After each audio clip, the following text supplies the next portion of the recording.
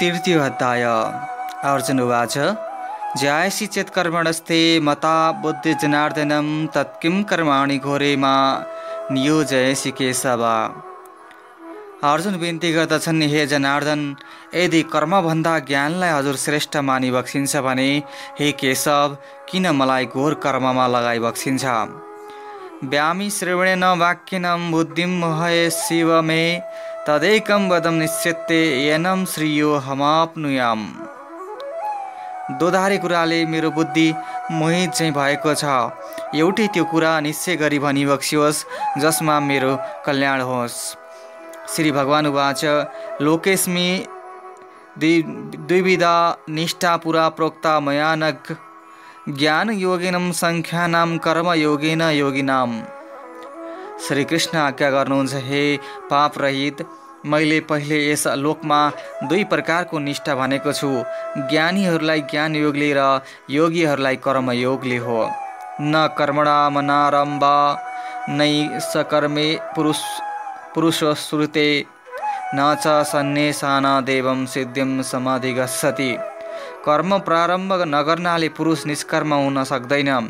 सन्यास लिएर कर्म त्याग गर्नाले पनि सिद्धि मिल्न सक्दैन।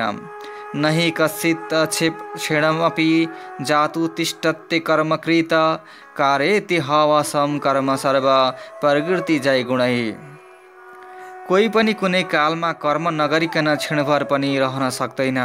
निसन्देह सब प्रकृतिबाट उत्पन्न भएका गुणहरूका वशीभूत भई कर्म गर्दछन्। कर्मेन्द्रियाणि संयम्य ये आस्ते मनसा स्मरन् इन्द्रियार्थानि मूढात्मा मिथ्याचार स उच्यते।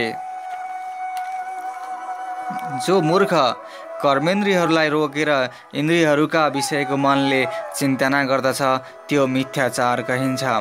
यस्वित्तोन्द्रियाणि मनसा नियम्यारभते अर्जुनं कर्मेन्द्रियै कर्मयोगमासक्तं स विशिष्यते। हे अर्जुन, जो इन्द्रियहरूलाई मनले रोकेर अनासक्त भई कर्मेन्द्रियहरूले कर्मयोग आरम्भ गर्छ त्यो श्रेष्ठ हो। नियतं कुरुं कर्मं तो कर्म ज्याजो हा कर्मणः शरीर यात्रा पीचते न प्रसिद्ध एद कर्मणः। तिमी नियत कर्म गर, किनभने कर्म नगर्नुभन्दा कर्म गर्नु श्रेष्ठ छ। कर्म नगर्नाले तिम्रो शरीर निर्वाह पनि हुँदैन। यज्ञार्थात् कर्मणो नेत्रं लोकोऽयं कर्मबन्धन तदर्थं कर्म कौन्तेय मुक्त सङ्ग समाचार। यज्ञको कर्म बाहेक अरूमा यो लोक कर्मको बन्धन हो। हे कौन्तेय, त्यस निमित्त आसक्ति छाडी कर्म गर। सह यज्ञ पर्जा सृष्टवा पूर्वाचं प्रजापतिः अनेनं पर्ष विश्वे धूमेशं व शिष्टोस्त कामधुकाम। ब्रह्माले सृष्टिका आदिमा यज्ञका साथ प्रजालाई सृष्टि गरी भन्नुभयो, यस यज्ञद्वारा वृद्धि प्राप्त हो जो यज्ञ तिमीहरूको कामधेनु होस्। देवानं भावयतानेनं ते देवा भावयन्तु वा परस्परं भावयन्तं श्रिया परमवापस्यथाम्।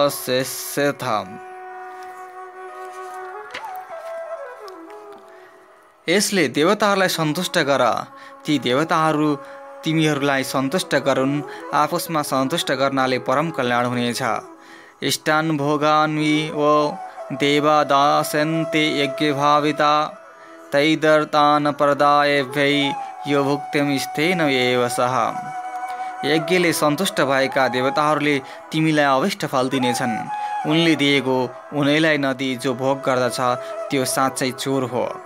यज्ञ शिष्टासीनं सन्तो मुच्यन्ते सर्वकिल विषय भुज्यते ते तोघं पापा ये पञ्चन्तात्मकारणात्।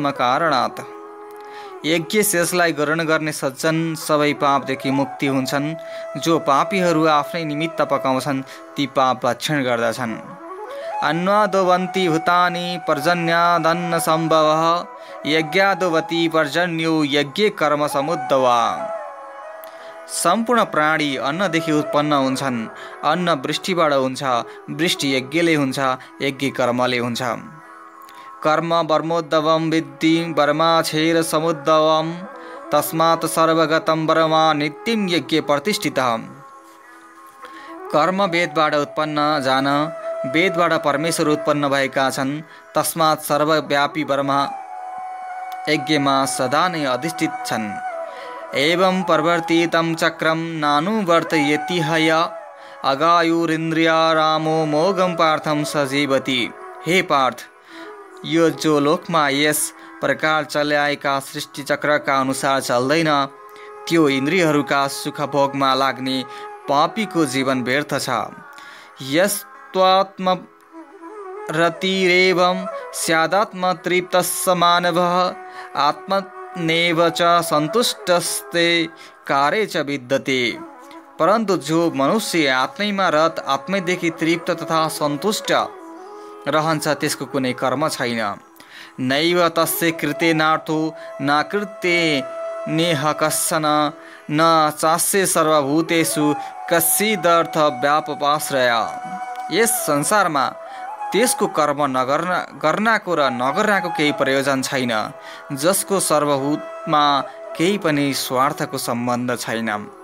तस्मादसक्तं सततं कार्ये कर्म समाचर असक्तो हाचरकन् कर्म परमाप्नोति पुरुष।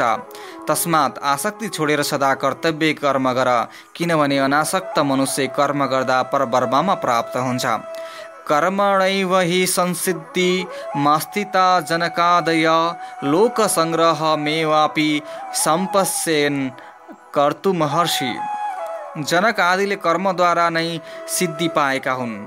तस्मात् लोक संग्रहलाई देखेर पनि कर्म गर्नै योग्य छ। यद्यचाचरितं श्रेष्ठस्त देवेतरो जनः स एत प्रमाणं कुरुते लोकस्त दनुवर्तते। आत्मज्ञानी जो गर्दछन्, अरू जन पनि त्यही गर्दछन्। जुन कुरालाई ती प्रमाण गर्दछन्, लोक पनि त्यही गर्दछ। न मे पार्थास्ति कर्तव्यं त्रिषु लोकेषु किंचनं नानवाप्तमवाप्तव्यं वर्तम एवं च कर्मणि। हे पार्थ, त्रिभुवनमा मेरो केही कर्तव्य बाँकी छैन तथा कोही प्राप्त वस्तु अप्राप्य छैन, तैपनि म कर्म गर्दैछु। यदि हम न वर्तेयं जातु कर्मणे तन्त्रितः मम बत मानुवर्तन्ते मनुष्या पार्थम सर्वशः।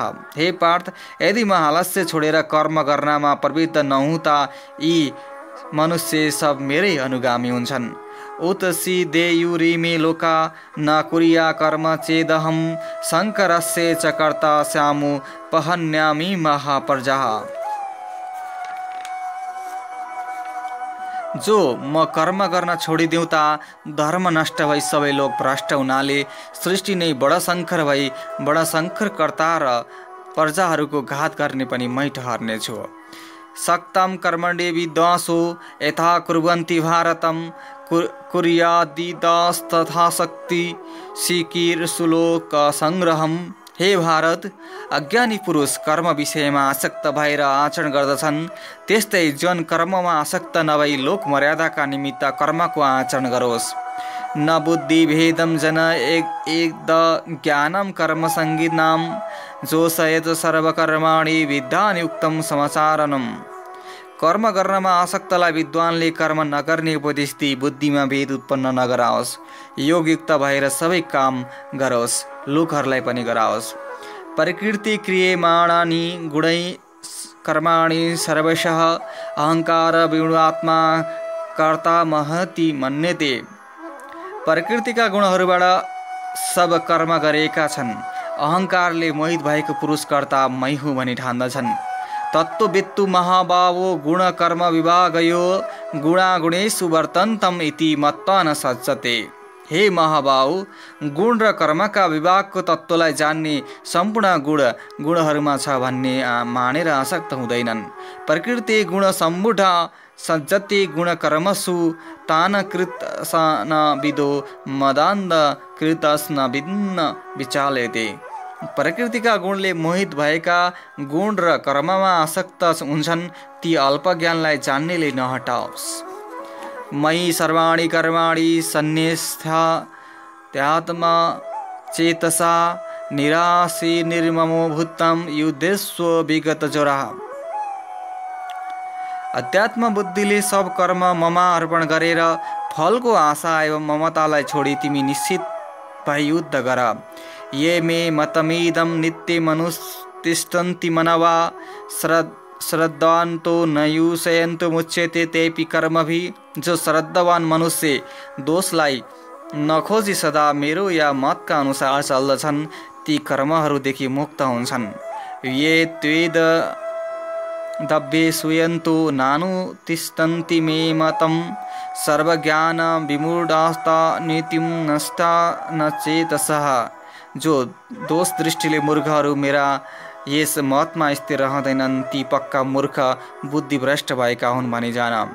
सदृशं चेष्टते स्वया प्रकृते ज्ञानवानपि प्रकृतिं यान्ति भूतानि निग्रह की करिष्यति। सब प्राणी आफ्नो प्रकृतिका अनुसार बर्ताव गर्दछन्। ज्ञानवान पनि आफ्नो प्रकृतिको नै अनुसरण गर्दछन्। तब निग्रह के गर्न सक्दछ। इन्द्रियस्येन्द्रियसार्थे रागदेशो व्यवस्थितौ तर्योनं वशमागस्यतौ हास्य परिपन्थिनौ। प्रत्येक इन्द्रियको आफ्नो विषयमा राग द्वेष छ। यी राग द्वेषका वशीभूत नहुन् किनभने यी दुवै मोक्ष मार्गका विघ्नहर्ता हुन्। श्रेयानसो धर्मो विगुणं परधर्मास्तो तिष्ठतात् सो धर्मे निधनं श्रेयं परधर्मो भयावह। राम्ररी आचरण गरिएको अर्कोको धर्मभन्दा गुणहीन आफ्नै धर्म उत्तम छ। आफ्नो धर्मको आचरण गर्दै मर्नु परे पनि श्रेय छ, परन्तु परधर्म भए कारक हुन्छ। अर्जुन उवाच आतम केन प्रयुक्तोऽयं पापं चरति पुरुषं अनिच्छन्नपि वाष्णेय बलादिव नियोजितः। अर्जुन बिन्ती गर्दछन्, हे वाष्णेय, तब यो मनुष्य जबरजस्ती लगाए चाहिँ आफ्नो इच्छा नभए पनि कसका प्रेरणाले पाप गर्दछन्। श्री भगवान उवाच कामं येषं क्रोध येष रजगुण समुद्भवः महाशनो महापापमा विद्येन मीह वैडम। श्री कृष्ण आज्ञा गर्नुहुन्छ, रजगुणदेखि उत्पन्न भएको यो ठुलो पेट भएको बडो पापी काम र क्रोध नै शत्रु हुन् भनी जान। धूमे नाव्रियते वैर्यथार्दर्शो मलेन च यतोल्बे नावृतो गर्भस्तथा तेदेन मावृतम्। जस्तै धुवाले अग्नि, धुलोले ऐना, जालोले गर्भ ढाकिरहन्छ त्यस्तै यो ज्ञानले पनि कामले ढाकिएको छ। आवृतं ज्ञानमेतेनं ज्ञानिनो नित्यवैरिणा कामरूपिणं कौन्त्यं दुष्पुरेण नलेन च। हे कुन्ती पुत्र, यस अग्नि समान पूर्ण नहुने काम रूप नित्य वैरीबाट ज्ञानीहरूको ज्ञान ढाकिएको छ। इन्द्रियाणि मनोबुद्धि रस्याधिष्ठानमुच्यते आयति विर्मोहयते स्वं ज्ञानवावृत्ति देहिनम्। सम्पूर्ण इन्द्रिय मन बुद्धि यसको बस्ने स्थान कहिन्छ। यिनीद्वारा ज्ञानलाई ढाकेर आत्मालाई मोह गराउँछ। तस्मात् त्वमिन्द्रिया यादौ नियम्य भरत सर्व पापमानं प्रजहि होनं ज्ञान विज्ञान नाशनम्। हे भरत, तस्मात् तिमी पहिले इन्द्रियहरूलाई वशमा गरी ज्ञान र विज्ञानलाई नाश गर्ने यस पापीलाई मार। इन्द्रियाणि पारण्याहु इन्द्रियभ्ये परं मनः मनसस्तु पराबुद्धिरो बुद्धि परस्तुषः। बाह जो स्थूल पदार्थ छ त्यसभन्दा इन्द्रिय पर छ। इन्द्रिय भन्दा पर मन भन्दा पर बुद्धि, बुद्धि भन्दा पर जो छ त्यही आत्मा सर्वश्रेष्ठ छ। एवं बुद्धिं परं बुद्ध्वा संस्तभ्यात्मानमात्मना जहि शत्रु महाबाहो कामरूप दुरासदम्। हे महाबाहु, यस्ता प्रकारले बुद्धिदेखि पर आत्मालाई जानेर बुद्धिले मनलाई वशमा गरी यो महाअजय कामरूप शत्रुलाई मार। ओम तत्सदिं। श्रीमद्भागवत गीता उपनिषत्सु ब्रह्म विद्या योग शास्त्रे श्री कृष्ण अर्जुन संवादे कर्मयोग नाम तृतीयोऽध्याय। हरे नमः।